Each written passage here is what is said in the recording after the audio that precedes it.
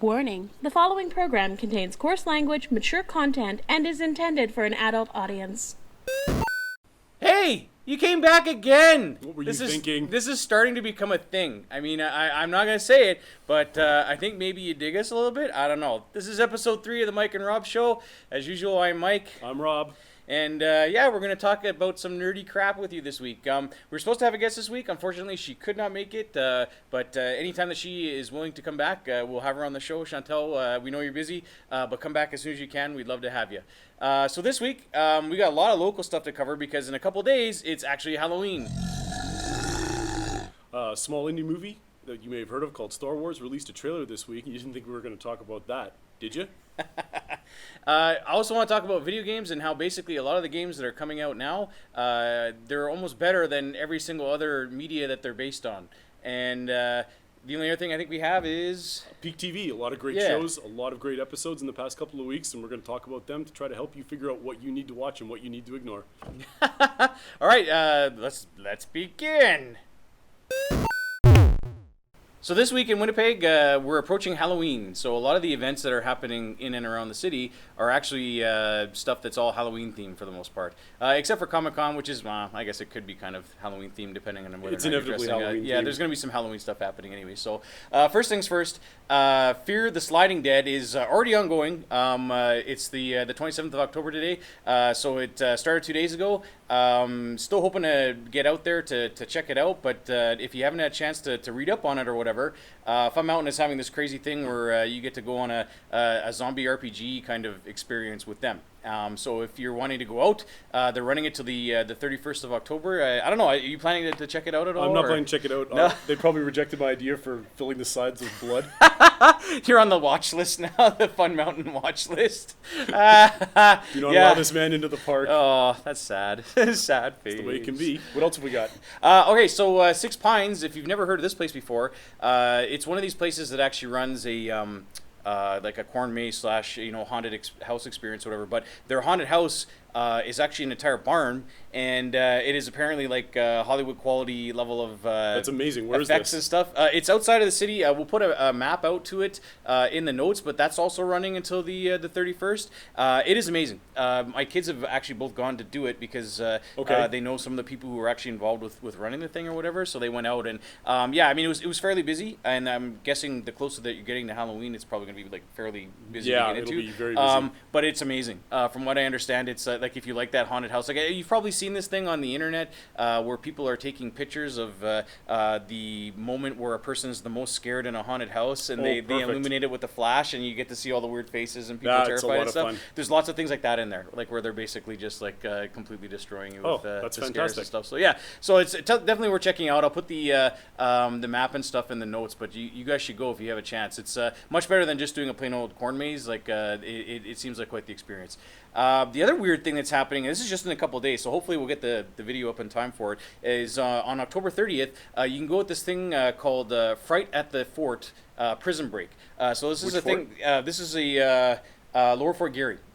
They are actually running this thing, and it's run by the Parks Department, where they're it's like another one of these interactive role-playing experiences, but instead of like zombies, it's prisoners that have broken out of the fort's prison. Because apparently maybe there's a jail there. I don't know. But your idea is that you're hanging out with the RCMP that are trying to quell this prison break, and it's supposed to be very frightening. The thing is 14 plus, and on the website itself, even though it's a run by Parks Manitoba, Parks Canada. Yeah, Parks Canada is running it. They're advocating beer drinking. So it's like the exact line is sponsored? like, it's like Thirsty Beer Tavern is having a beers for everybody when they're all done or whatever. So I mean, I guess they do sell kids tickets. So I mean, if you're bringing your kids, obviously you're probably not going to the bar part afterwards. But it sounds frightening. Like it's a 14 plus event. They actually rated it with an age rating. So obviously there's something like that's happening MPAA there. That's rating. Yeah. So escaped prisoners, Lower Fort Garry. Liquor encouraged. What could possibly go wrong? Yeah, there? exactly. Nothing can go wrong here. You should go and check that out as well. And of course, the other big thing that's happening is Comic-Con. C4. Yeah. So from the day Almost there. of this filming, it's three days away. So it's very, very close. We managed to get some feedback from the group at Comic-Con about what the costume contest was going to be about all this year. So I guess what happened is that they normally run it on the Saturday. It's no longer being run on the Saturday because of Halloween. They had enough people that are serious into the costume thing that complained, I guess, that said, we don't really want it on a Saturday because we're going to be doing all these other things because of the move it the to season. Sunday. It's a good way to round out the weekend. So they've moved it to Sunday. Saturday, though, they're actually having like a safe Halloween thing during the con. So if you have kids and you want to bring them in and they're in costume, there's a bunch of the locations inside of the convention. They'll be giving out candy and stuff and treats and whatnot for the kids that you bring. So they're making sure it nice. No excuse not to go. Yeah, exactly. That's so a great idea. If you have younger kids or whatever and you want to bring them trick or treating at the con, there'll be a lot for them to do, from what I understand. No kidding. So and then on the Sunday, the kids, there's two different costume contests. There's one for kids and there's one for adults. The one for kids starts at 3 and the one for adults starts at 4. Now, in order to participate, you can register at any point during the con before 1 p.m. on the Saturday. So if you're on there on the Friday night, let's say, or your Saturday during the day, they'll have a registration desk set up for you to kind of sign up if you want to compete. And then if you are in the kids, you want your kids to go into the kids one, they have to be there an hour before, so 2 o'clock. And for adults that want to participate, it'll be 1 hour before the 4 o'clock showing, so 3 o'clock. Which is great. I mean, our guest last episode, Zoe, was saying that one of the things that she was finding annoying was that they were having it, where you're sitting there for 8 hours before you had a chance to compete or whatever. So, and in this case, it's only an hour. So, that's a big improvement. I'm hoping. I mean, I don't know how long these things go for, or like if they're actually going to start the 4 o'clock one on time, given that the 3 o'clock one is going to be like all kids, and sometimes that's hard to organize. But I don't know. Challenge. We'll have to see how it goes. But Rob and I are both going to the con. I believe so, right, Rob? My plan is to go Sunday. Yeah. Okay. Yeah. So I'll be going Sunday as well. We'll have cameras out, and we'll. I don't know. Hopefully, we'll get a chance to actually see some of the costume convention, and we'll let you know how it goes. You can watch me slowly unravel as I'm surrounded by nerds that have no sense of decency left anymore. It'll be glorious. You know what? I'll talk to Brian. Maybe we can get you one of those like referee jerseys so you can actually have a whistle and be like, 2 minutes, illegal contact. Step back from the cosplayers, sir. Or maybe they can just tase me. Well, that too. Tasings is good. We like tasers. Awesome. Excellent. Yeah. Up next, we've got movies. We're going to talk about Star Wars. Oh my goodness. Yeah, the new trailer hitting. It wasn't quite a surprise, but the trailer itself was amazing. I mean, honestly, we've seen it. I guess I don't know, between the both of us, probably about 50 times. Probably about 50 times. Our new segment is going to be but- called Trailer Park. We figured out how to incorporate trailers into what it is that we're doing without getting sued. Yeah, exactly. Without getting our pantsuit off, we're actually going to show the trailer now, and we're going to talk over it a little bit, just to give our general kind of opinions of things that we're seeing and stuff. And then when the trailer's done, we're going to pop back in and discuss it at length, some of the things that it brings up, and some of the questions that we had. Let's watch. Anyways, yeah, let's watch it.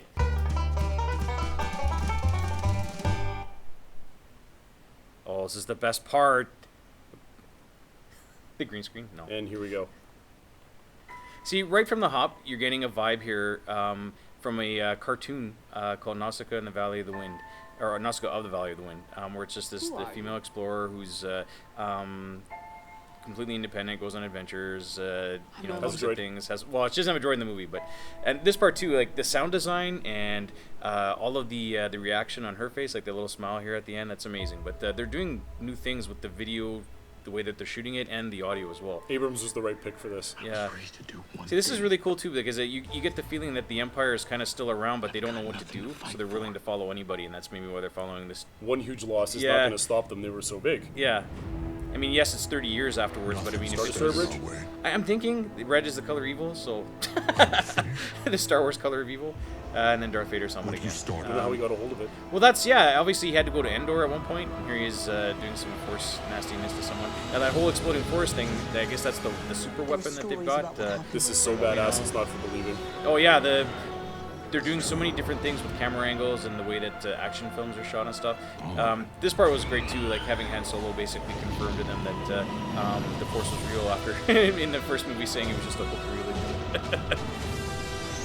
These X-Wings and all of this combat looks so Yeah. phenomenal. I love the planetary combat. Like the space stuff is really fun too, but I mean having something like where it's a real air-sea, land battle. Right happening. there. Yeah. Everything wrong with Episode 3 is corrected here. Yeah. I don't know if I'm willing to go that far just yet, but it's really good. In terms of the starfighters, absolutely. I don't want to watch little droids ripping a ship apart. I want to watch ships ripping each other apart. Yeah, exactly. Actual real dogfighting. See, there's a trench too, like a throwback to the first movie.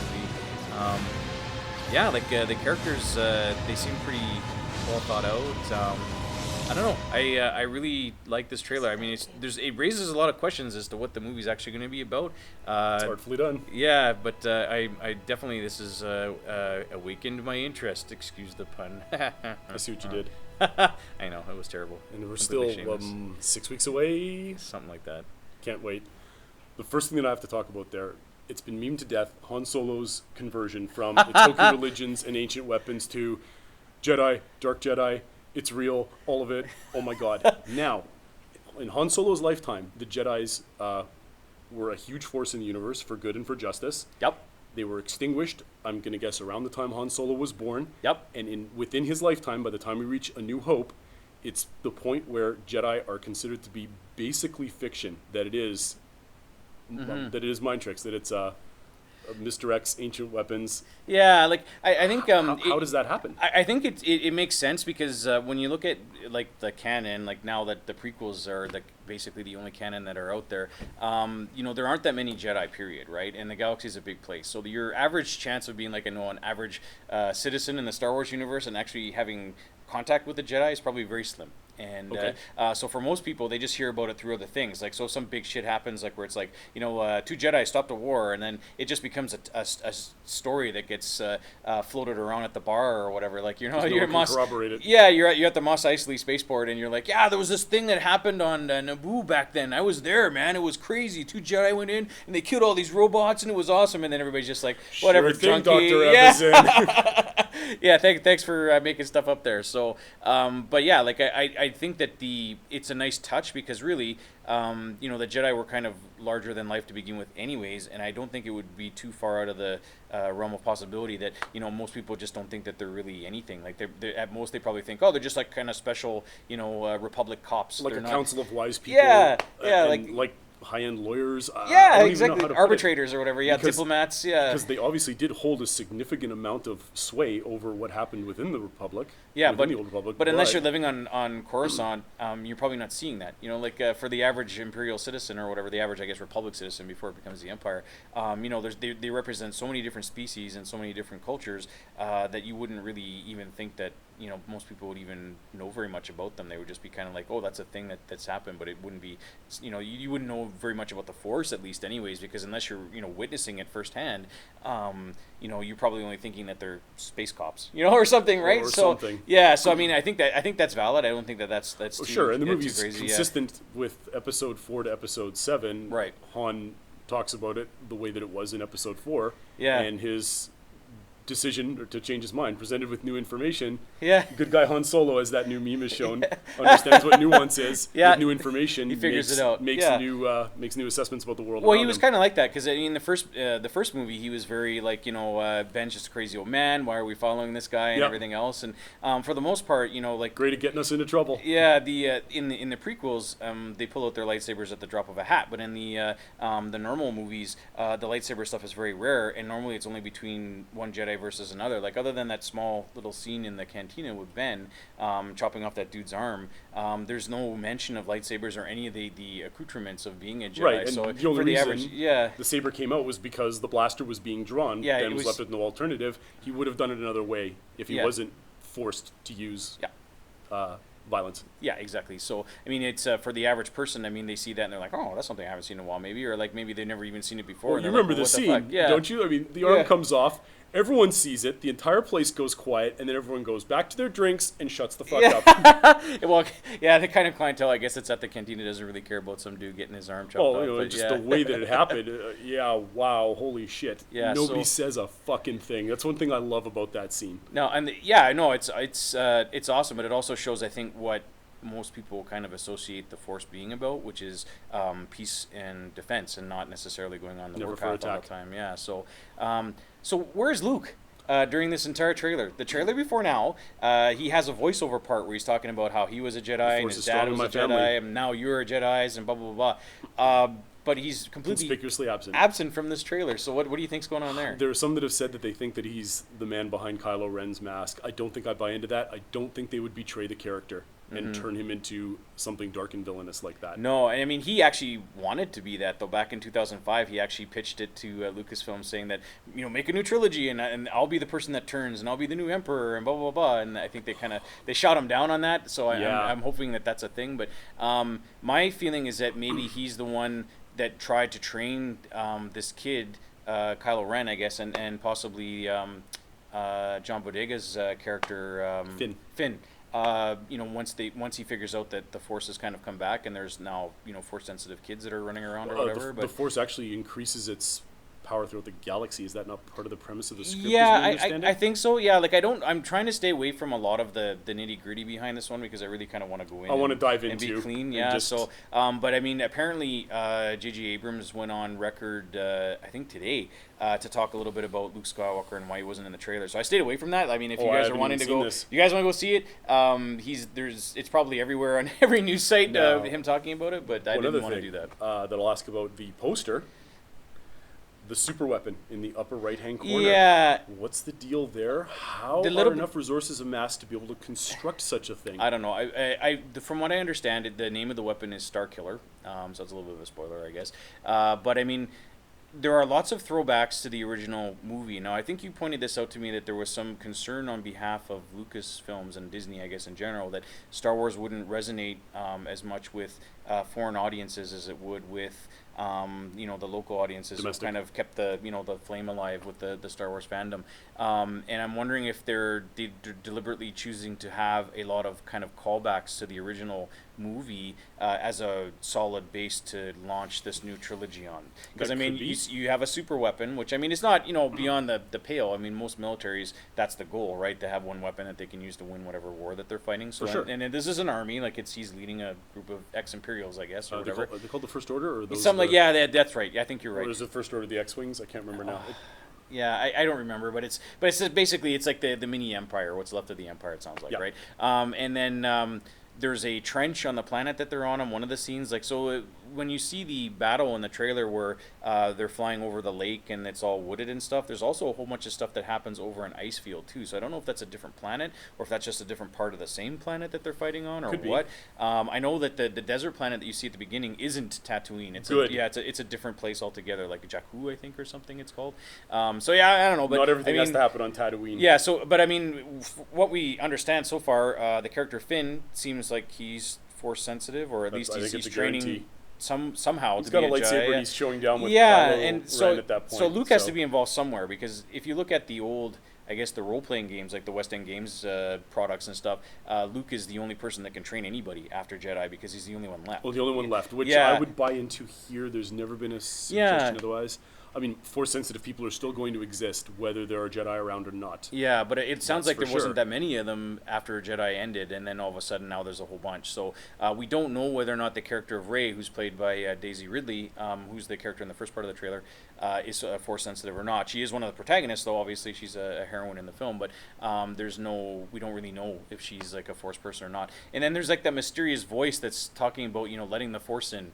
We don't know who that is. No. We don't know if this is like another character that might be a trainer or Leia. someone that knows about it. I don't know. Like there's a fair amount of kind of random shots in the trailer that I can't explain based on stuff that I know from the older movies. Like there's one part where Han's leading them to what looks like a shield bunker, so I'm thinking like Endor, but I don't know. And then there's like this crazy like Ewok robot running around or whatever, and I don't know if that's them or if that's like some other thing. I haven't really read any of the in-depth, like the people that are actively going after the spoilers coverage, but I mean it'd be interesting kind of to see who that character is. Obviously she's someone that Rey runs into very early, because she has that "Who are you?" So obviously, she catches her at some point, like breaking into something or stealing something. She's some kind of a scavenger. Yeah, like it seems like the whole group hunter. that she's the whole group that she's with is kind of like downtrodden a little bit. She's not necessarily the richest, and you can tell that because they show that to you. Like she seems to be a very great actress, and that she can be very expressive without having to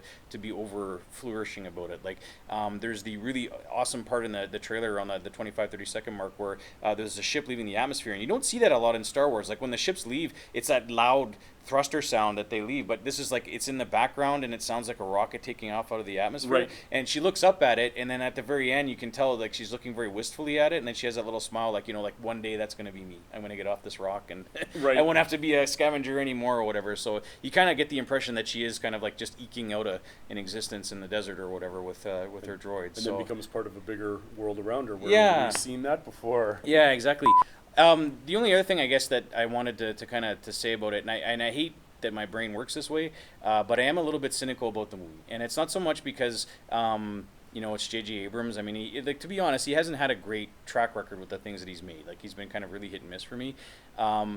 But the idea that it's the Disney corporate machine that's pushing this thing, where, you know, we had this trailer released on a Monday, and then that same night they started selling advance tickets to the opening of the film, so you could actually go online and buy the movie. Yep, Fandango you know, had it. we ranted Cineplex about had this it. a couple of episodes ago, but I'll say it again. You know, you're being asked to spend money on something that you don't know what it is. You know, and which, I mean, you know, it's Star Wars. How bad could it be, I guess? But I mean, you're supporting something without really knowing or understanding what it is that you're supporting. To be fair, though, advance ticket sales for movies are nothing new. No, they're not. The only And thing different is it's a few weeks earlier than what it might normally be. But I mean, honestly, as a rule of thumb, I typically don't buy.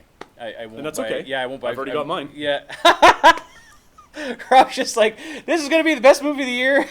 The precog rating for this one, you've never seen the movie. Rating for this is A-. It's going to be an A-. This So you- movie, I'm just going to go on record right now. Star Wars: The Force Awakens, A-. Yeah. You probably don't know this about us, but we tend to make predictions about movies like months before they come out. We had a prediction about Ant-Man before it came out. These It aren't was predictions. kind of These are these honest are- ratings. These are honest ratings that when we predicted it, we said A- also for Ant-Man, and sure enough, it was a solid A-. We enjoyed it more than Age of Ultron. We Yeah. might be in the minority there, but I thought it was highly entertaining. Age of Ultron was terrible compared to Ant-Man. It was just a muddled I don't know if mess. I go so hate far it. as to say terrible, but Ant-Man was so much more fun and clean. Yep. It worked very, very well. I don't think Episode 7 will be any different. Yeah. If I walk out disappointed this time around, I'll be shocked.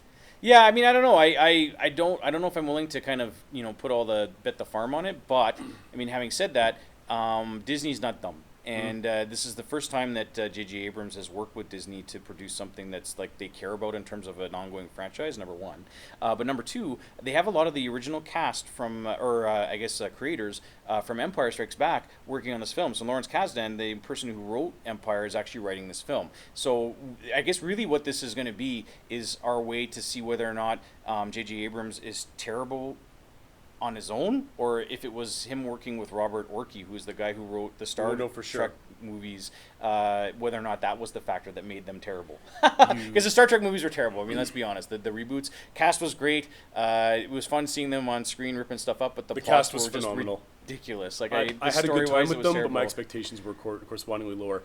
In Disney's defense, while we're talking about all of this, Disney's acquired all kinds of properties over the past 10 years. Every time it's happened, people have called out that it's the doom for that property. It's the end because the mouse has gotten a hold of it. They bought the Muppets. They said, nope, that's going to ruin them. The Muppets are still amazing. They bought Marvel. Oh, they're going to ruin superheroes. Marvel products are still amazing. We just had Daredevil come out this year with a guy getting his head slammed in a fucking car door 12 times over. Yeah, a little bit, The yeah. mouse doesn't seem to have had an influence there. Star Wars has just been bought out. I expect it to follow the same pattern. Disney buys these properties because they know that they're successful. Yeah. They don't want to screw with them. And if you don't believe that by this point, I don't know what to tell you. Yeah, There's no, hope for you and at this it's point. true. I mean, like, They're if you hands look, off. you look at what they've done with Marvel Comics so far, and I mean, the actual pamphlet comics, like the monthly issues, the sales have skyrocketed. Like, there's certain titles that they've released, old Marvel would never have done. Nope. Like, with the inclusiveness and having so many female leads in the books and stuff like this, that wasn't something that was even on the radar for normal Marvel before Disney came around. And now that Disney owns them, I guess they have like the financial, you know, Marvel was big. stability Yep. to take those risks, even though they're not really risk. I mean, let's be fair. I mean, the demand for that type of product is just getting bigger and bigger as people get more in tune with being equal. They wanted stuff. Well, part of the reason why they buy it, of course, they want another successful brand underneath their command, underneath the umbrella of the mouse. As I said, they don't want to screw with it, but also too, you know, they want stuff that they can put on lunchboxes and sell. They want more brands within their theme parks. Yep. And there's nothing wrong with any of that at all, because they're not messing around with the core of what makes these things what they are. Yeah, exactly. So while Well, at least we think, anyways. We don't know we what don't the know movie's for like. sure, Yeah, but but yeah, it seems like they're not. I mean, if their history says that they shouldn't. Yeah, if they do, it would be surprising. If we're going by the animated shows that they've put out, the fan reactions to things like Star Wars Rebels, let's say, It's been over has the been top. phenomenal. Yeah, Yeah. like people have looked at it and they said it's like one of the best Star Wars things that's ever That's been ever done. happened. Yeah, I so haven't seen it, but yeah, and every it's diehard Star Wars fan, Yeah. the ones that are drooling Star Wars that I know, they love Rebels. They Yeah. say it's an outstanding contribution. What else are we supposed to think at this point? Yeah, I don't know. Yeah, like we have to trust them. If you follow, we're going to post the trailer that we just watched on the show notes. If you watch it to the end, there'll be a link to the season 2 trailer for Star Wars Rebels. And I've never seen the show, but after seeing that trailer, I kind of want to. Like, it looked really great, and the storytelling looked really good just from that little 5-minute promo or whatever. They give you like lots of explanations about what happened to the clone army after the clones all fall apart or whatever. And yeah, because a lot of people are like, oh, those stormtroopers in this movie, they can't be clones, and they're not. They're not. Stormtroopers were never clones. They were always recruited humans. They were always indentured servants, basically, or whatever. Exactly. Like drafted. Yeah. Yeah, and of course the competence went out the window when you don't have clones of Jango Fett running Yeah. the show anymore. So but I there's mean, that. yeah, the trailer looked really good. I'm hopeful that this movie is going to be great. I know we're pretty excited about it no matter what. I'm definitely going to go see it. It's so hard Yeah. not to be. Yeah. I mean, I'll put it to you this way. Another thought that I had about it in regards to will Star Wars Episode 7 be good or not. I was first brought to see the movie in the theater when I was 6 years old by my dad. King's Theater is where I saw Star Wars. Fell in love. Empire Strikes Back, absolutely loved it. I was terrified of Darth Vader. Return of the Jedi, no different. Absolutely loved it. The prequels came along. I was excited. It was Disappointment 1, Disappointment 2, and Disappointment 3. I know what bad Star Wars looks like now. Yeah. I do. And that trailer is not bad Star Wars as far as I'm concerned. And there's a part of me that wants to go down that route and just be completely optimistic about it. But I also remember being like completely psyched when I saw the Phantom Menace trailer. Turn over to the dark side of corporate Or the marketing. light side of whatever it is. It's an entertaining tale. I don't know. So it comes out December 18th. You cannot get tickets in Winnipeg for the opening night. Rob got some. I know some other Thanks, friends John have gotten Booner. some. I appreciate it. But for all the good theaters, it is basically sold out for that opening day. So you're going to be either getting them from Kijiji or you're waiting to the 19th like I am. Don't worry, we're not going to spoil it for at least a week. Yeah. Exactly. Unless Neil deGrasse Tyson gets on Twitter, then I mean, you should probably just unfollow him on the 17th. That would be a safe play. Yeah. And back to Peak TV again. So many more new shows that we've watched since the last time we spoke. It's honestly, it's ridiculous. Like the Mayans, when they predicted the end of the world, said that as you were getting closer to when the world was going to end, time was going to seem like it was going faster. And with Peak TV, the effect has been I'm watching more TV than I ever have in my entire life. My amount of time that has gone into television has gone in almost double than what I normally do. And I don't watch a lot of television, but honestly, there's been so many things that have come out, and so many of these returning shows have been so good that I haven't done my usual where I watch the one episode and I'm meh, and then binge watch or whatever for a Leftovers year later. prevents that. Yeah, the Leftovers has basically become my new weekly anticipatory thing. Honestly, we're gonna raise the spoiler fingers. For all the TV shows that we're going to talk about tonight, we are going to be dropping some spoilers from previous week's episodes because there's a lot to talk about, and I want to talk about it in an unhindered fashion. That's how it has to be. So starting with full circle back to stuff we've talked about in previous episodes. Jessica Jones had her first full trailer released or whatever for that show. Yeah, and that looked amazing to me. Honestly, it looks really like it good. dropped right off of the same set as Daredevil in terms of tone and spirit and just the look and atmosphere. Yep. I can't get over it. I think it looks really exciting. Some of the moments are so tense. One of the things that I've always loved, and it looks like this show is going to be doing it on a smaller scale, because we're not talking about Superman, but I've always really liked when a villain and a hero are completely mismatched in terms of what their power sets are. Mm-hmm. That you've got one that's physically strong, very indestructible, versus someone whose powers are all mental, which is, of course, David Tennant's character. Yeah. And Jessica Jones is going to be facing exactly this in her TV show, and I think that's going to be fantastic. The scene with all the cops with the guns pointed at their heads. That was unbelievably tense to me. Like For a trailer. Yeah, for a trailer. Yeah, like I was actually invested. Like the instant that the trailer started, I was like, okay, this is interesting. And then when they start getting into these parts where they show what his capabilities are, it was incredible to me, like how much tension they were able to wring out of that out of a 2-minute trailer. And I mean, we had friends argue that maybe Ritter was not the ideal actress for the role, False. but she did so well. Like her performance seemed really great, Yep. and the supporting cast looks really good too. So we know for sure that Power Man and Hellcat are going to be in this. Patsy Walker. yeah, I don't remember the actress that's playing her. I don't remember her name either. I'm a terrible person. Again, you can complain on Facebook. But the she looked like she was okay. Like Yep. she was not in the trailer for very much. Neither was he. But knowing what their characters do, just from reading the comics or whatever, like it's exciting that they're assembling basically like a small team just within, or like at least people that know each other just within that show. And like you said, the setting, Hell's Kitchen, is its own character in this thing. Like you could recognize it right away from the way that they did some of the shots to the locations that they were using in the trailer to like it was very prominent. Deliberate, It's very deliberate. prevalent. It's no Yeah. So accident. I don't know. I'm really stoked about it, and that's coming soon. That's November 20th, I think. So ballpark. Yeah, There. something like that. Yeah, so gonna it's be not long now, and so catch up on everything else. yeah, if you haven't had a chance to watch Daredevil or you haven't read any of the Jessica Jones books, maybe you pick up a couple. You know what? Marvel has a crazy digital thing where you can subscribe to all their back issues of their comics for a very low price. If you made it this far, there's no reason you shouldn't have watched Daredevil by this Well, point. exactly. If you haven't, then shame on you. But you should watch it. It's really good. It's not the Ben Affleck Daredevil. It is actually very good.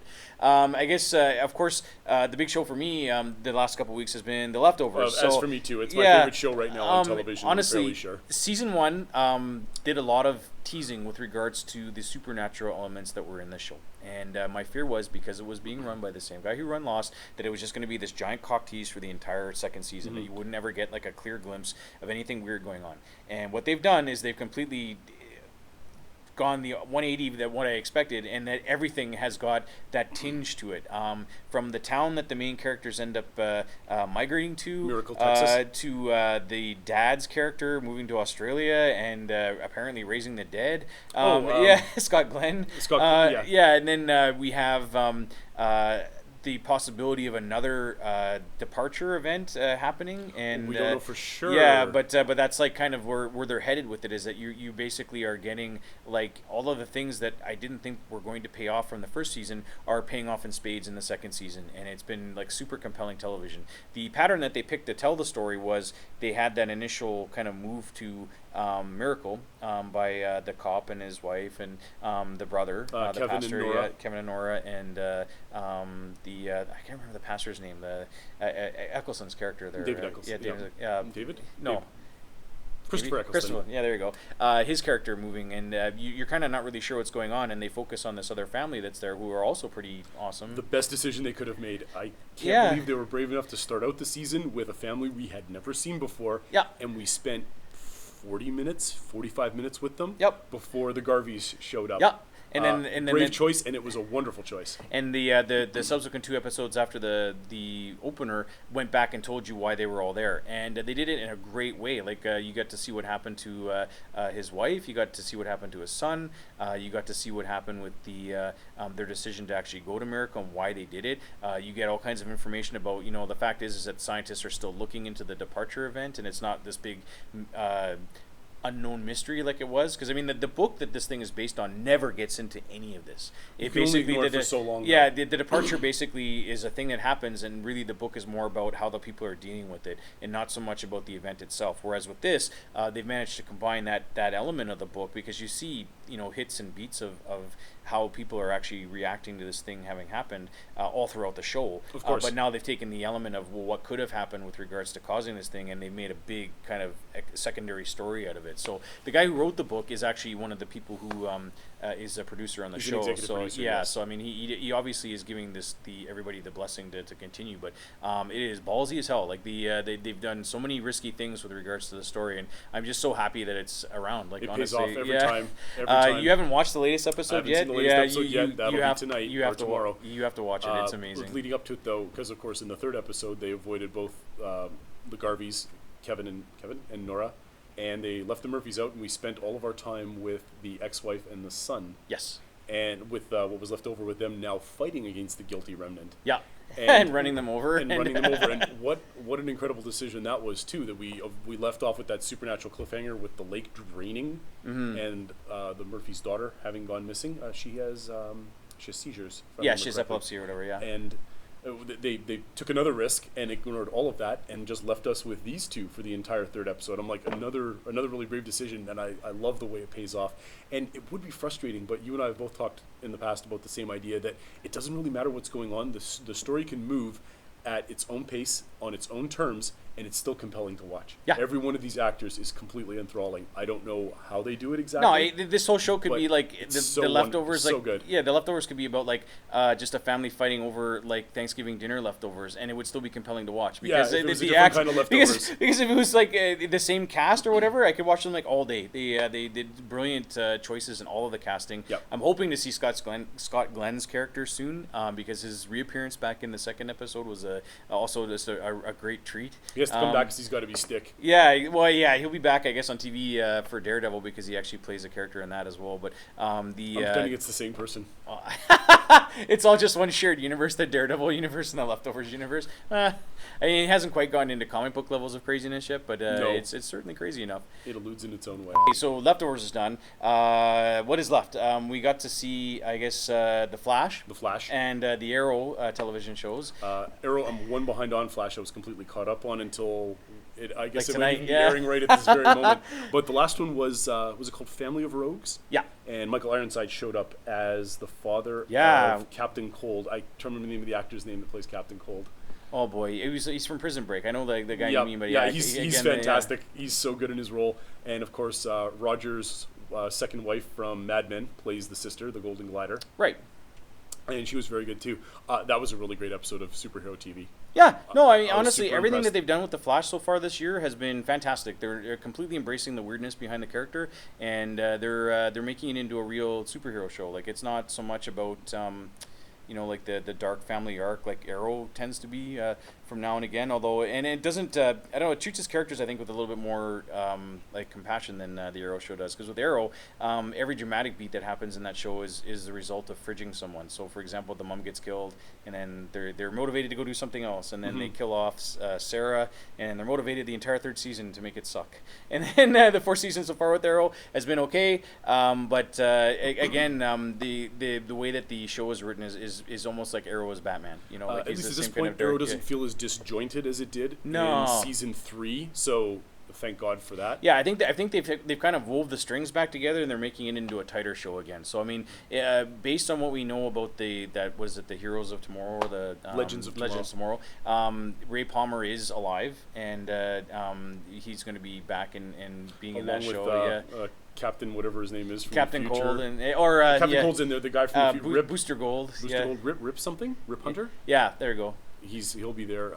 We'll talk about that one at length once it comes along. Yeah, once I'm it actually sure. launches or whatever. We're But losing yeah, a bunch of characters to that show, which in some ways is okay. I think it's probably what it needs. Like, they need to focus the story down on just the Green Arrow and his immediate compatriots. I mean, Diggle's still my favorite kind of character on the Arrow show, even though they've given him the weird ass Magneto helmet or whatever. And it was funny because when the show first aired, it looked like Diggle's superpower was murder. Because he was, everybody else is like they're incapacitating people with bows or they're fighting them hand to hand, and Diggle was just straight up shooting Shoots everybody people in the face. Yeah, that's all there is to it. But it looks like the gun is more like of a Judge Dredd gun where it can do different things, and it maybe just shoots like rubber bullets or something because people aren't dying. And obviously Oliver's not complaining about Diggle like wasting people straight up or whatever as part of these adventures that they go on. So Arrow's been kind of tighter, but it's been funny because they dropped it really early that they'd be introducing magic into the DC universe via the show. So we've had it sort of already with Constantine, which unfortunately got canceled.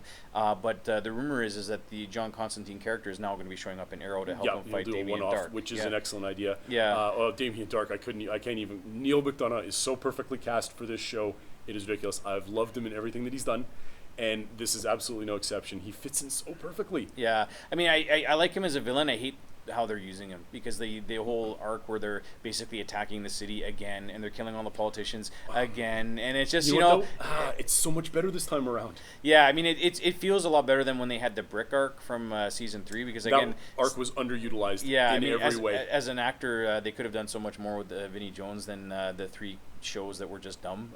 But most of season 3 was just like that, though. It was just like it was kind of underwhelming or What whatever. they cobbled together. Yeah, but I mean, in terms of this show, I mean, yeah. So they're talking about there's magic now. They're gonna have John Constantine in there, which is very cool. There is a second magic using show coming out called Lucifer, which is based on the Vertigo line of books. So Lucifer, the way that he's portrayed in the television show is the same character basically from the Sandman series of comics. So basically, the premise of that show is that the devil decides he doesn't want to be the devil anymore, and he comes to Earth and he opens a bar, and he's still what else did you do? He's still supernatural. He's still got all his powers, but he just doesn't want to be the ruler in hell anymore. So of course, people are not pleased that he's doing this, and he gets into all kinds of weird adventures because he's Satan. He's the devil, and he can't really shake that. But it's a very interesting take on the character. But it's all like John Constantine in the comics is in his book. Like the Lucifer was a separate comic series that took place after Sandman, and he was in that comic a lot. And there's a lot of other magic using characters as well. So I mean, we'll see what happens. But I mean, Arrow looks like it's getting better, and I'm hoping that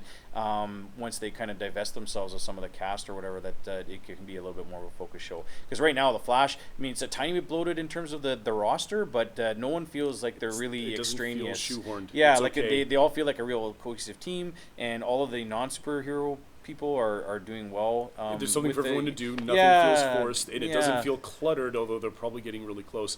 The other thing I wanted to point out too, Captain Cold, we'll put the actor's name out down below. I love the way he plays the character. Every time that he showed up now, he manages to walk that line between serious role and without falling over the edge into camp. Yeah. he like Eva Green from Penny Dreadful. And speaking of that, like everyone in the cast of Penny Dreadful, they understand exactly what it is that they're doing and exactly what the show is about, and they're able to engage without dropping off into dopey camp. I don't know how these actors do it, but it's a treat to watch. It's a real privilege. And Neil McDonough, I think, is also no exception to that role. Wentworth Miller. That's his name. Yep. Yeah, and they're all so good at it. Even the actress that plays the glider, she's the same way. Yeah, and she seemed pretty good this episode. Like they gave the character some real backstory. I think that it's all leading into Captain Cold being part of this new team or this new show that's going to be happening. But I mean, the fact is that the Flash has been consistently good with the characterizations and making you kind of care about what's happening, but not in such a dark and we want to be Batman way like Arrow was. I mean, I'm not going to complain. Like the first 2 seasons of Arrow were surprisingly good. Like, and it was a very slow burn. They told a really compelling story. Even though it was kind of grimdark, it wasn't like you could kind of believe that that the motivations for the characters to do their things was actually kind of genuine, and they didn't dive too much into the campy side of what they could have done. I guess with it, which is I don't know. You know what? I think it was really good. Like again, the 3rd season not so much, but I'm hoping that they will recover for now. I guess the other big shows that have come up, one that's coming out in the next little while is Ash versus the Evil Dead. If I'm not comes out Saturday. This Saturday, Starz right? is carrying that one. Everything that I've read so far says that the tone of the movies Evil Dead, Army of Darkness is completely carried through on the show. A worthy entry to this series, and I'm really looking forward to seeing this. Bruce Campbell is so entertaining. Yeah, I don't know. Like, I honestly feel like some of the people that we pick to be our kind of heroes in the geek community I tend to get overused a little bit. But I mean, this is a role that with Army of Darkness and some of the other things that he's done, still continues to be entertaining to this day. Like I don't get annoyed by it as much as I do by some of the other recurring What's the last time roles. he did anything? I don't know. He was on TV for a while there in a couple of different shows. He always does Jack of all trades. Yeah, Jack of all trades was one where he was actually the was highliner. That 10 years ago? Yeah, it was a while back. Yeah, he hasn't oversaturated himself, so No. I welcome him. Yeah. Other than the Raimi Spider-Man films, I'm not sure exactly what he's done in terms of Hollywood acting. He did Bubba Hotep, which is a phenomenal movie. If you've never seen that, it's completely off character for him. He plays an old man who believes that he's Elvis. I've seen it. Yeah. Okay. Yeah. So it's really great. He picks his roles really well, and he's selective. We don't see a whole hell of a lot of them. Yeah, it's not like he's in everything like Lucy Lawless, who appears to be in every sci-fi vehicle sooner or later. It's true, but I mean, she was actually quite good in Battlestar Galactica, so I'm not going to cry about that. Oh no, and she was okay for Xena too. I mean, who else can you picture in that role? Yeah, I don't know, not anybody now, I guess. But with this show, I mean, I don't know. I mean, I'll let you watch it, and if it's good, maybe I'll tune in. But it's not one that's really on my radar right now. I'll canary that one for us. Nice.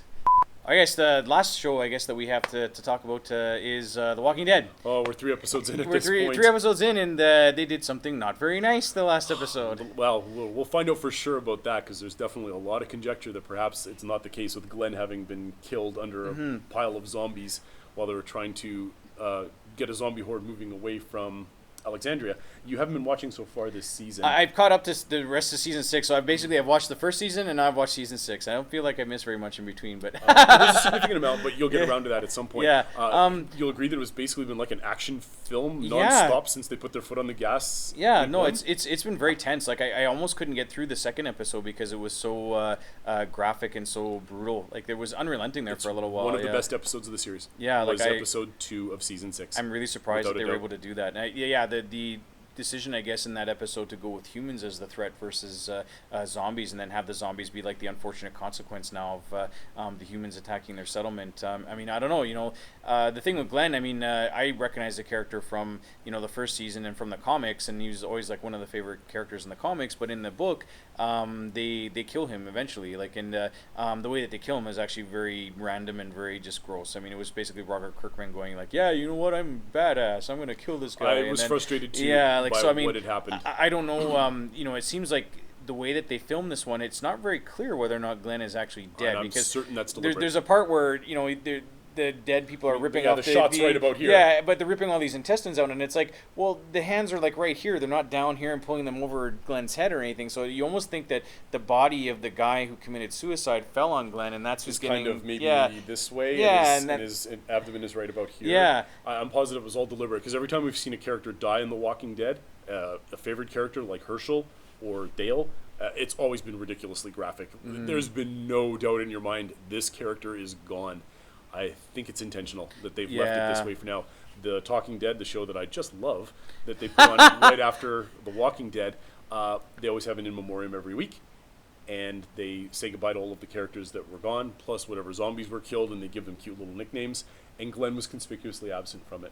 So maybe they know something we don't. I think that they do. I really do think that that's the case. I'm wondering if they're testing the waters and seeing how fans react to something like this, because next week is a 90-minute episode. Yeah, it's the movie length episode or whatever. Right, yeah. right. And although they showed some clips with Morgan playing around with his bow staff, I'm pretty sure we're not getting 90 minutes of Kung Fu Morgan. I don't know. So that would be amazing if they actually went ahead and did that. But I'm also sure there'd be a torch-wielding mob outside of AMC headquarters if they tried a stunt like that after the cliffhanger they had this past week. So I think they're going to test the waters and see what it is that they can get away with. Although, me, I don't think fans should ever be writing what happens for a show. Well, and that's true. I mean, but having said that, I mean, it's television, and there's a direct correlation between keeping the fans happy and your survival as a television show, right? So it's just like they'll never kill off Daryl at this point, because he's like one of the most popular characters. Way too popular. Same with Carol. I don't think that they would be able to get rid of her at all. There's a difference with all of these too. When I go back to Homeland, another example that I love, they kept Damian Lewis's character alive far too long on that show, and that was direct interference from the Showtime executives because fans liked the character so much. The difference here, though, was that the narrative possibilities for Damian Lewis had completely expired basically by episode 4 or 5 of the second season. Keeping him alive just didn't make sense anymore. There was nowhere in the world that this character could go. Prison would have been a lucky outcome for him if it was only in prison for the rest of his life. So keeping him alive as long as they did, it was just so clunky and it didn't work. Yes, he's a great actor. Yes, he was an excellent character. His narrative value had expired. Daryl, that doesn't exist. Yeah, he's just kind of shown it doesn't exist. So keeping them around, you're not creating a situation where you're having to write more and more implausible reasons for this character to have value within your ongoing narrative week to week as you're fighting because spies and across the globe. that's always been kind of like I guess the biggest weakness of the show is that there really isn't a narrative other than life is hard. I mean, right. it's which tragedy. plays to their favor. You don't have to kill off characters that have No. expired their narrative value. They've always got something to contribute. Yeah. This time around, I think they've found a lot of really fertile ground with having extremely inexperienced Alexandrians that have virtually no clue about the outside world, which they explained with the pit, that just the zombies happen to be falling into it, so they stayed relatively immune to the horrors of what the zombie apocalypse can really be about. So now we're in a life or death situation where we've got our group of characters that are hardcore badasses, and all of these Alexandrians that just have no fucking clue how any of this goes. So I like what I'm seeing there with the interactions between these characters as they're confronted with a life or death situation that's been thrust upon them. Yeah, no, I agree. I think that there was a nice counterpoint because really the townies are not really good at anything. And there's like the one scene right at the beginning of the episode where a guy's like shooting a gun at random, shoots his buddy in the leg. Yes. Shoots somebody else, and then takes off into the woods because he's basically like he can't handle He's what's snapped. happening or whatever. He's Yeah, completely and then snapped. the guy that was with Glenn as well. Basically he wasn't sure how to kind of cope with everything. He sees his best friend dead, like not even 2 minutes before they get under the dumpster or whatever, and then he just decides Nicholas. that's it. Yeah, and he just decides that that's it. You know, Yeah. and then, Now, what you didn't see was that Nicholas almost killed him last year. So those two have come around in terms of friendship. Nicholas tricked him to come outside of Alexandria and almost killed him in the forest. They had a fight to a standstill before coming back. So that's why there's some tension between those characters. To a degree, he's trying to redeem himself, and I'm wondering if that's what he wanted to do and it didn't work out his way. I don't know. Yeah, well, I guess we'll have to see if they're going to actually explain it or if you're just going to left to guess. But my bet, if I'm using my super precog abilities, is that Glenn is not dead. And then that's my hunch bringing at this him back point in. too. Everything seems too deliberate, and they know we pay attention to all of these details. Yeah. And we use the internet to communicate about it. Another thing that I do like too is, of course, a lot of the Alexandrians. Some of them are snippy about their new role as the world is becoming more obvious to them as the veil gets lifted, and some of them are dying as a result of it. Then there's others like Dollar Store Kate Mulgrew, who runs the show in Alexandria. Her admitting that basically, I don't know what this is about. I have no value whatsoever with what's going on here. Me even going back inside the town is kind of pointless. Go ahead and you do your thing, Maggie. And was it Carol that was with her? I think so, yeah. I can't remember, yeah. I mean, Carol, of course, she was fantastic in that episode. You did manage to make it all the way through episode 2? Yeah. Okay. Yeah. Okay. No, What did you think? See, because you haven't been exposed to her too much. No, Last time you saw her, she was this cowering wife that her husband punched 17 times by Shane at the laundry pit. I saw like a couple of episodes from different seasons where she kind of progresses into more and more of a badass, and it looks like she's kind of come full circle all the way around, and is now like kind of a major character on the show. But she's ridiculously entertaining to watch. Like she plays the role very well, and the arc that they've given her. I mean, I don't know, like it's believable that she's able to, she was able to survive all of the stuff from season 1. Then that it makes sense that she's still here or whatever. So you'll see threads throughout where they reference her being a domestic violence survivor. And they use it in very subtle ways, to their credit, which is another thing that I really enjoy, that help make her stronger and help make her better able to deal with some of the situations that she's presented with because she's a strong domestic abuse survivor. So I think that's a really neat touch. It's not something that is typically an area that TV wants to go near. So I commend them for that. You usually get that very special episode of where it's like, they spend an whole entire episode on something like that, and then it's just completely forgotten about for the rest of the series or whatever, and that happens in a lot of dramatic television. But it's, you're right that they have incorporated kind of like that element of her character. And a lot of the other characters too. I mean, like, because Daryl is the shit with his brother, and they bring that back a lot, but I think that makes sense because it's like this character is still alive and is still dealing with all this stuff, and during the quiet times when they're not actively being chased around by stuff, it makes sense that, they think about some of this stuff and that they would want to rehash some of that stuff. So it's I don't know, it's so far, I mean, it's I don't know if it's made me want to go back and watch like every single episode, but I kind of maybe want to go back and see last season just to see the getting into Alexandria. I would do 4. And stuff. Yeah, I would do 4 if I was you. 4 or 5. Yeah, maybe I will. That's Scott Gimple's shows. That's when he became showrunner, was when he did episode 4. Yeah. And he did Clear in episode 3, the one that I referenced as another one of the top 5 of this series. Yeah. Where they run into Morgan again. So you take that episode from season 3, watch 4 and 5, you'll be mostly good, and it's highly, highly entertaining with some really great moments. Yeah, I probably will now.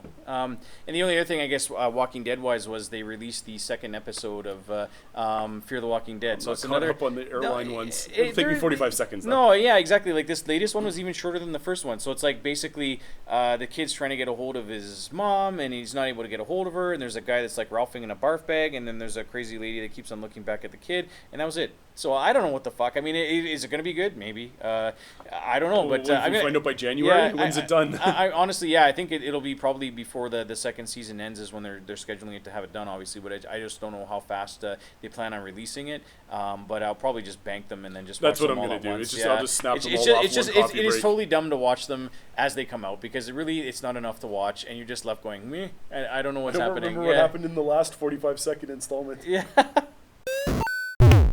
We, again, like from our last episode, we don't do a ton of gaming. We do a little bit. But one of the trends that I've noticed as these games are getting better and more in depth is that the games themselves that have been coming out recently are actually surpassing the source material that they're based on almost in every way. So like the In case terms of narrative? in terms of narrative, in terms of entertainment value, in terms of the stories that are being told and the complexity. I know what you're talking about. I yeah. experienced the Walking Dead slot machine during season 3, and the slot machine was way more tighter narratively than the Walking Dead was at that point. You know, you might have a point. I didn't play the slot machine, but I did play Telltale Games The Walking Dead. And Tell me about honestly, it. it is the best Walking Dead story that has ever been told. Hands down. you've read all the comics. Better than the comics, like by a million miles better I know than you the saw comics. Fear. Better than Fear the Walking Dead, but not by much. Fear was actually quite good. Probably better than most of the actual television show of Walking Dead, although recently it has quite picked up, and we'll talk about that in the TV segment. But yeah, the idea that games have gone from being something that you'd play in an arcade and didn't really have very much of a story to something that can actually be so compelling that it's actually worth paying attention to as an art form. That's been a huge shift for me. Like in terms of having played PC games for as long as we have, watching that happen has actually been quite the treat. But it's just a very interesting trend because this isn't the only game that's done it. There's been a ton of things that have come out over the last little while that I think you could argue are better than the stuff that it's based on. I'm starting to get a sense that the biggest big ticket games that have all the downloadable content, you have to pay for all of it, all the pre-ordering shit that's going on. I'm wondering if there's going to be bigger followings for the smaller games that just eschew this model completely. I think so. I think and it's do something special on their own. I think you're seeing that. Like I think in a limited scope. Yeah, the problem with gamers as consumers is that we tend to spend money just about on every single game that comes out, right? Like a lot of people that are serious about the hobby will collect a lot of different games, right? So I mean, I don't know if there's that much of a demarcation between people who buy the AAA stuff, like say like Battlefield and stuff like this. And there was a Star Wars Battlefield game that just came out. That good God, does that look amazing? Yeah, the graphics wise, it looks great, but the Assassin's Creed is coming. Yeah, right? Assassin's Creed is out now as well, or is coming out very shortly if it hasn't already been released, and that looked pretty good. But yeah, the problem with a lot of the AAA games though is that you're not getting a complete game. Like with the Star Wars games, the Battlefront, they have a season pass that's basically double the price of the actual game itself. So you can buy the core game for $60, or you can buy the core game plus the season pass, which gets you 4 DLC releases plus like some extra skins and stuff for another $60. So it's $120 you're That's spending obscene. on this game. It is ridiculous. It's like basically, people make fun of us sometimes for playing World of Warcraft when we did that back in the day, and that was $15 a month. But you got a lot of stuff. You got everything. Yeah, like nothing was gated to you. They only recently started doing stuff like these charity things that you could buy in the Blizzard store to kind of support different things or whatever, like cosmetic pets or mounts or things like that. Being able to buy time chips. Yeah, now auction. now it's kind of progressed to the point where you can actually convert gold from in the game to almost like real money, because you can actually buy tokens to be used to pay for game time using your gold that you got in the game. So if you're which is fantastic. Yeah, if you're like one of these people that are like really good at getting gold in World of Warcraft, you don't have to pay for the game anymore. Which these AAA games, they don't do that. but then other players pay for that time. Yeah. So it gets paid for somehow. It just divides up who pays for it and when. Yeah, and exactly. I don't think there's anything wrong with the model. No, I think it's a great way to go, because if you are diligent enough, you can actually play for your game just from playing it, like if you know what you're doing or whatever. And it's not that hard to do. A lot of these games have entire websites devoted to them where you can find out the best tips and tricks for maximizing your time online. But the game was never pay to win. Yeah, it was never pay to win. And it still isn't, to my knowledge, which was to the model. We paid $15 a month, but it was an all-inclusive resort. Yep. It was all you could drink and all you could eat. Yeah. Exactly. And as many hours as you wanted to spend, and nobody cared. And there's a lot of games that have done that. Like, where Star Wars Battlefront is not that way. The Star Wars MMO, the Old Republic game that they've got out, that BioWare produces. So BioWare is the company that does Mass Effect and Dragon Age and some of these other games. That game is free to play as well. Like, so you can actually play the entire MMO for free. If you pay, you get access to everything. If you're doing the free model, then there's certain things that are turned off in terms of like features in the game, but not necessarily ones that break the game balance. It's more just convenience things. Like, so for example, that's livable like too. You get like more bag space, you get more, like if you pay that. So it's they're nice treats like that. So they follow the Dungeons and Dragons online model, which was the same way. Where that's basically, okay too. Yeah, which is fine. If you they reward subscribers by unlocking everything, but if you don't subscribe, you still have the way of getting at all the important content without doing anything. So, but speaking of the MMO, this is another instance of this trend where the game itself is actually better than a lot of the stuff that's been put out. So there there was a game way back in the day for PC and for Xbox called Knights of the Old Republic, and that was like a Star Wars game that took place. I know all about it. Never actually played it. It was supposed to be a fantastic story. It was amazing. Both of it and its sequel were amazingly well-told Star Wars stories that made you actually care about the setting that it was being told in, and they take place like 1,000 years before the normal game or whatever, right? It's like way back when there's like 1,000 years before like the episode events 1. of exactly. So it's it's way back in the ancient history of that place. But the Old Republic game is basically set in the same universe. It's considered to be Knights of the Old Republic 3, essentially. And the way that it's put together is that your character you go through an entire story arc with the class and the character that you pick, and all of the expansions that have come out so far have put you front and center. So there's a new one, Knights of the Fallen Empire, that's come out for this game, where they introduce a third faction. So there's the Sith, there are the Jedi, and now there's this third group of people who don't view the Force as being something that's good or evil. That's just a means to an end. It just is. For them, it just is. Yeah. So it looks amazing. We're going to include the trailer, the cinematic trailer for the expansion in the show notes, but you should watch it if you haven't had a chance to see it. I haven't seen it. I'll take a look. It is completely amazing because the story that they're telling just in the 4-minute trailer was more compelling than anything the prequels ever gave. Which I found like just really kind of amazing, given the fact that this is a game. Like, it's not supposed to be something that's competing directly with the media that it's based on. Right. But honestly, it really does. There's been other things too, like Transformers, even, for example. So there's a new Transformers. That's the one I linked to you. Yeah, exactly. And I didn't fully understand what it was I linked, but it sounded exciting. It looks amazing. Like, so Transformers Devastation. This is the new game that just came out. It's a kind of an action fighter, spectacle fighter game, or similar to Bayonetta or some of these other games, where you pick the role of an Autobot. They give you a whole bunch that you can choose from, and you run around just like basically fighting everything. Like, you fight the world. The world's destructible. All the robots that you're fighting are destructible. You can be like the crazy Dino Tyrannosaurus Rex bot or whatever.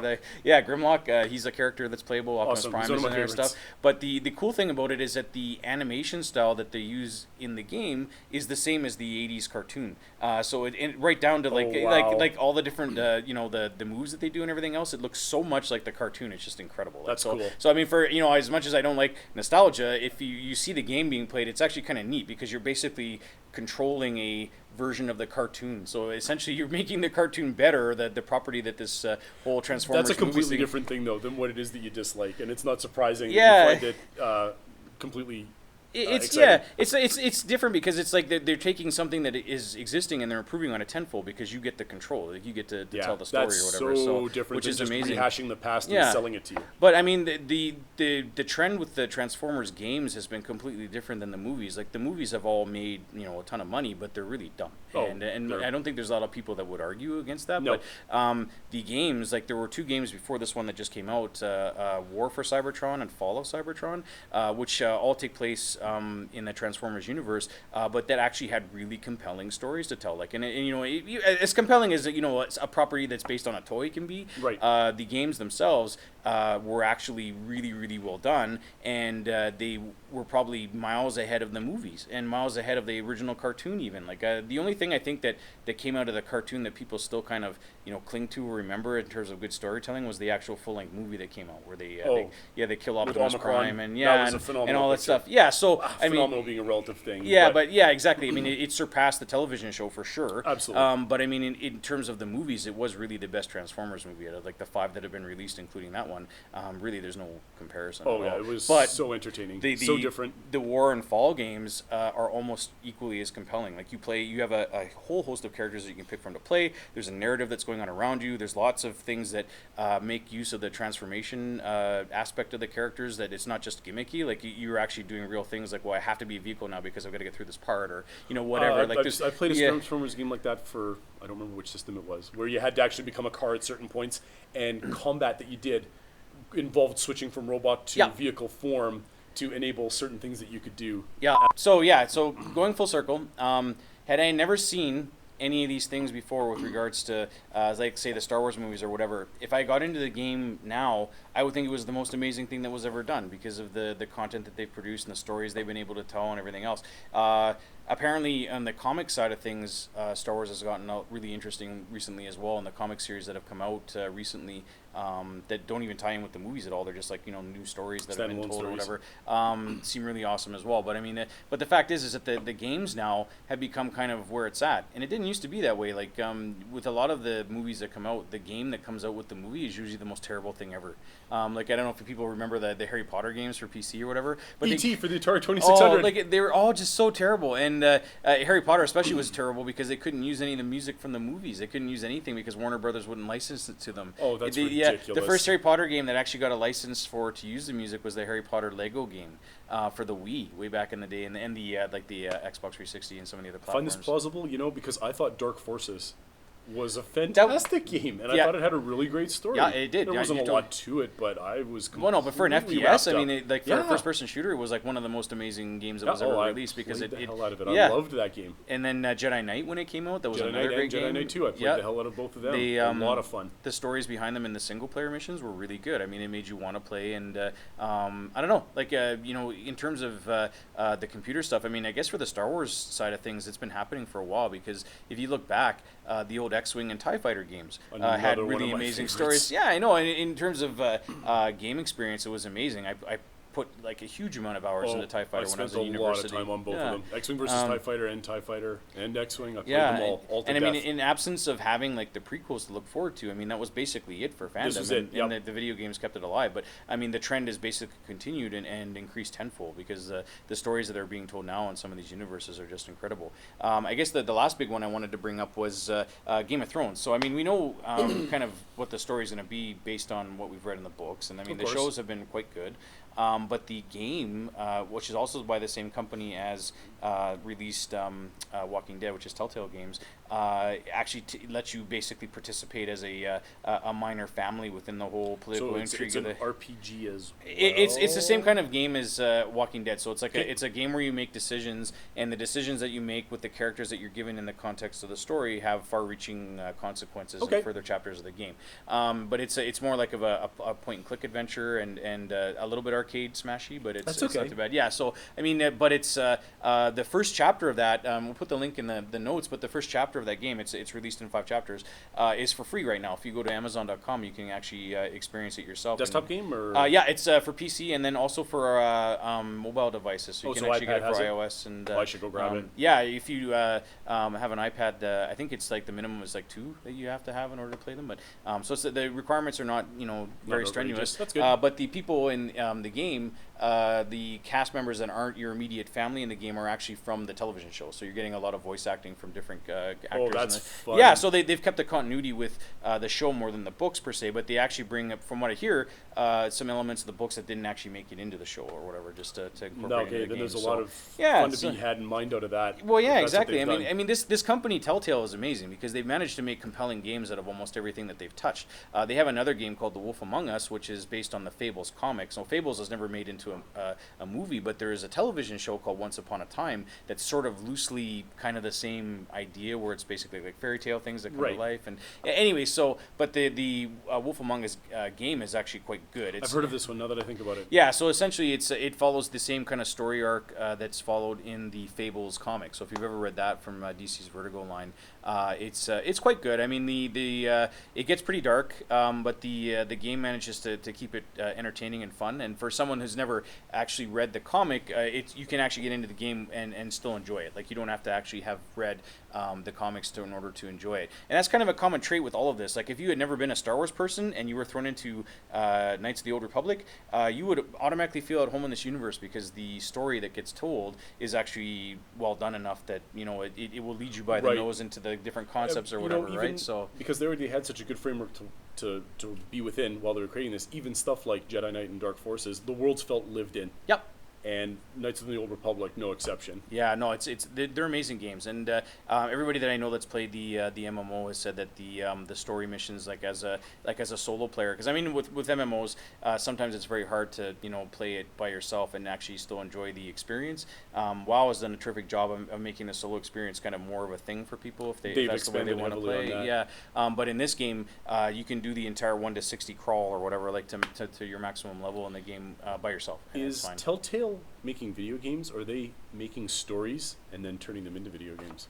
Well, I think they're making stories that It's they're starting to sound that way to me. Based Yeah. on what you're saying. A lot of the games that they produce are based on existing properties, so they don't do a lot of stuff that's really fairly original. But having said that, they're able to make a story out of friggin' anything. Like the last game that they released before this one was a game based on Minecraft. So it was a narrative game Okay. that was based on the Minecraft like block building game or whatever. So you can get this game where you're basically a hero in the world of Minecraft, and it's telling a story about that. So I mean, and this is a game that basically has no story at all. No Like so, kidding, it's taken the source material and it's actually done something interesting narratively with it. Which is that's very really neat. cool. Yeah. So I mean, I don't know what is going to be the future of all this, like if the game will end up being the first point of contact for some of these stories. And I mean, it happens. Some of the games that have been released that aren't based on things that have already happened, like say like Mass Effect and Dragon Age and stuff, Yep. they have huge followings, and they are, their sequels are, anticipated by millions of people, when they're about to come out or whatever. So I mean, there's something to be said for games standing on their own as an artistic medium and something that people want to actually consume first versus like reading the book or doing this or doing that. But for a lot of these games that have come out that are based on properties, I mean, it's just been getting better and better. I mean, I still find it's ridiculous that the best thing for Walking Dead is the Walking Dead game. Like, I mean, it's so much better than the comics. The story is so much more compelling and so much more tragic. But I've played some of it, yeah, so I know what you're talking about. I mean, although the latest stuff has been fantastic. Yeah, I mean, we'll talk about that in a sec. But the fact is that we have, I guess, an embarrassment of riches again, but in a different medium, and it's kind of exciting to see. That's I mean, okay. yeah, for people that are kind of into games more than us, I'm sure there's going to be a lot of, you forgot this and you forgot that. So you know what? You can email us or Punish us. come on our Facebook page and yell at us for being dumb. But just something that I've noticed recently is that a lot of these things that have come out is just, they're just way better than the stuff that they're supposedly based on. So it's pretty awesome. Tells you a lot. That's our show for this week. I'm not sure exactly what our schedule is going to be like next week. It'll be sometime after Halloween that we'll be shooting again, so we'll probably have a lot more TV to talk about. We don't know whether we have anybody that's going to be on the show for sure or not, but if we have a guest, obviously we'll get on the Facebook page. If you want to be on the show, give us an email at mikeandrobshow@gmail.com. So mikeandrobshow@gmail.com. Or come to our Facebook page and make a post. If you want to talk with us or yell at us about anything that you've heard on the show tonight, obviously feel free to get in touch with us. We want to get involved. Yeah, Let's mix it up. We want to fight you.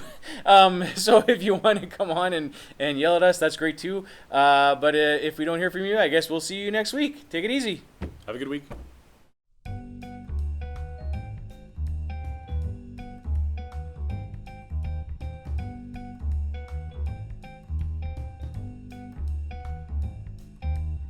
Ready to science this shit up? We're going to science the shit out of this. Marker. That's gonna make it into the bloopers.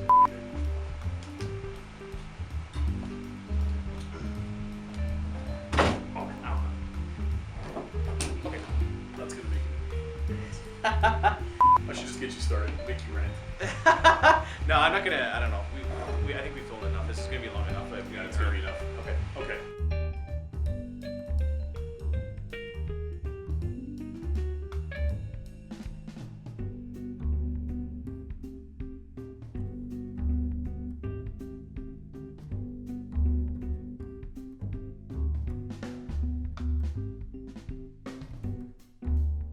And